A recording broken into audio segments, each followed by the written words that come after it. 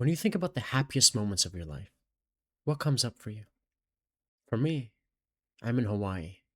I've got my feet in the sand, I'm surrounded by loved ones, and I'm looking at people swimming in that blue ocean while getting their surf on. When I ask other people that question, there are these patterns of it's a new experience, new people, new activities. I started thinking, what builds a happy life? What is the science of happiness? In this video, I'm going to share the research that I've done on happiness and understand what are the happiest people doing so that we can make a change in our lives. First, there was a study conducted at Harvard in 1938 where they followed close to 800 people throughout their lives to measure their levels of happiness. The finding? The number one predictor of a healthy and happy life, the richness of one's social connections.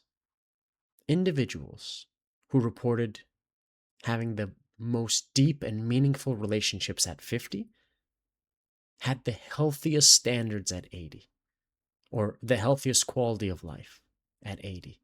The director even of that study went on to say that loneliness is as dangerous as smoking cigarettes. There's been this push in the culture. You may have heard of something called monk mode, and this idea of you close yourself off to the world, you go hard, you don't talk to anyone, you work and you work out. But what 85 years of data tells us is that you could be doing more harm than help if you're missing out on those relationships. A second big component of this is we have to look at who we call the father of positive psychology, Martin Seligman. When I read Dr. Seligman's book, Flourish, he introduced this concept called PERMA. PERMA was this idea or this theory that plays a huge role in the happiness that we feel in our lives. And it's important that we meet ourselves so that we're aligned in all these different sections in PERMA. I'm going to share them with you, and you can track along where you are and how you'd rate yourself. P. P stands for positive emotion.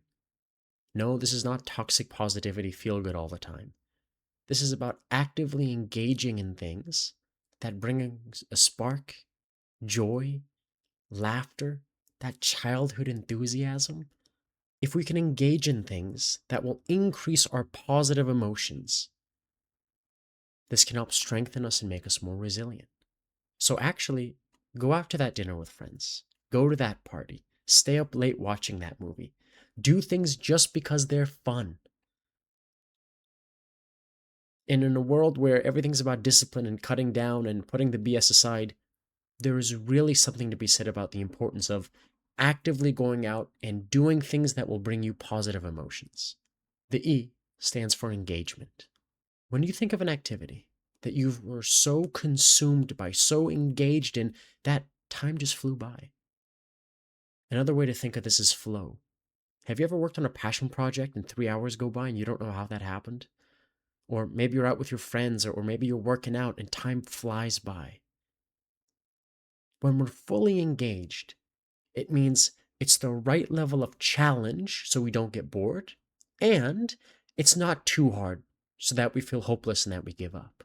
Where do you experience flow? Where does this happen? What are areas in your life where you're fully present and there, where your mind does not wander? The R stands for relationships, and we really want to think about quality over quantity. There's a few different ways to think about this. One, there's people in your life that you're going to have a good time with. You're going to laugh with. You want to be out at a party with them.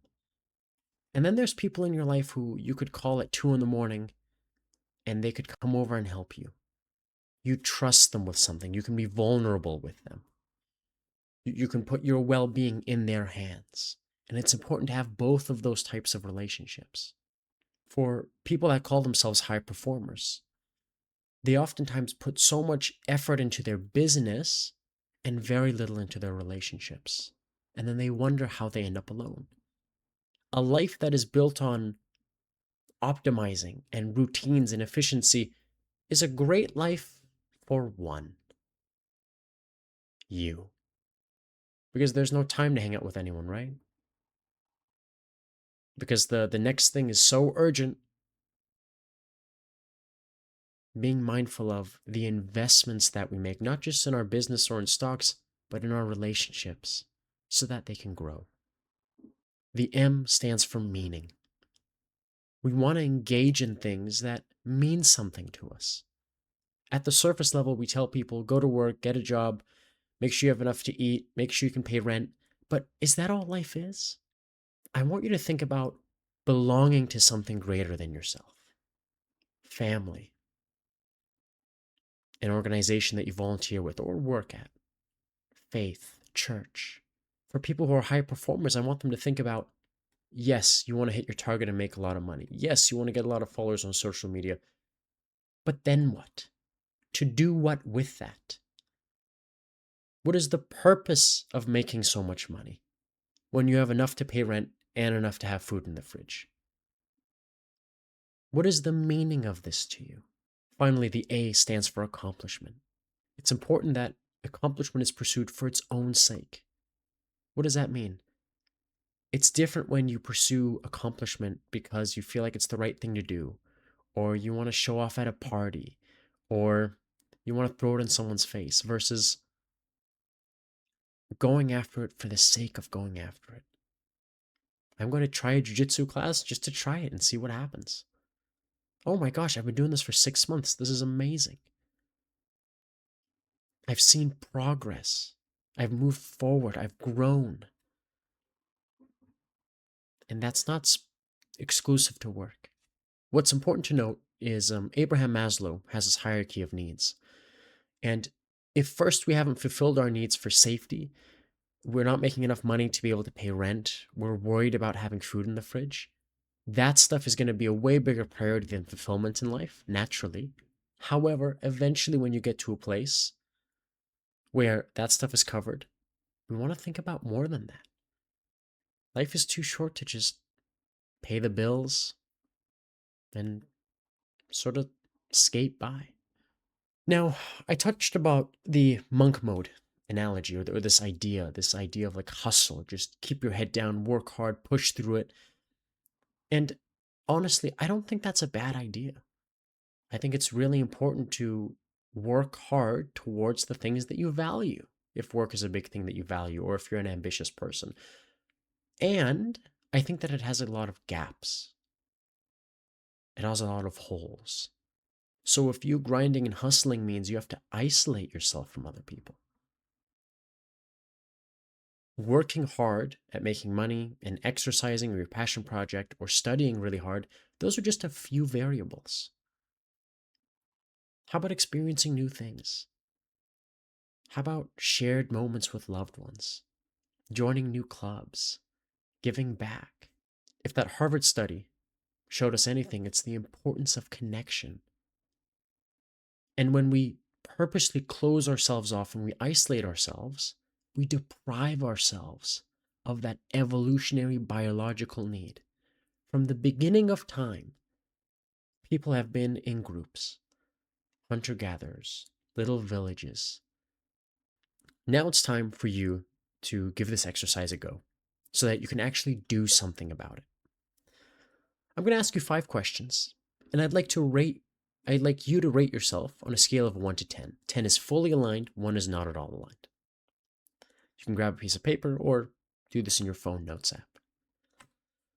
First one. How often do you genuinely experience joy or gratitude? And I want you to think back to the last 2 weeks. How often do you genuinely experience joy? Not, it's okay, like actually like joyful and fun. Give that a number 1 out of 10. Next question. Are there areas where you experience real flow when time disappears? How often are you in that flow state? What is the frequency of that over the last 2 weeks? How deeply connected and known do you feel by the people in your life right now? Not what you'd like it to be, not what it was 2 years ago, right now. Does what you spend most of your time on feel like it matters to you? Finally, are you making progress on things that you value? Here's the homework. Write down those ratings. Write down the why for each number. Why did you get something a 5 out of 10 and something else an 8 out of 10? Reflect on, did any of those numbers surprise you? And then what I want you to do is pick just one of the questions and reflect, if I was going to move this up by one number, if I was going to turn how often do you generally experience joy or gratitude from a 5 out of 10 to a 6 out of 10, what would that look like? If you enjoyed this, make sure you subscribe so you don't miss out on any other content. Additionally, I've recently started working with a small number of people in a private coaching setting.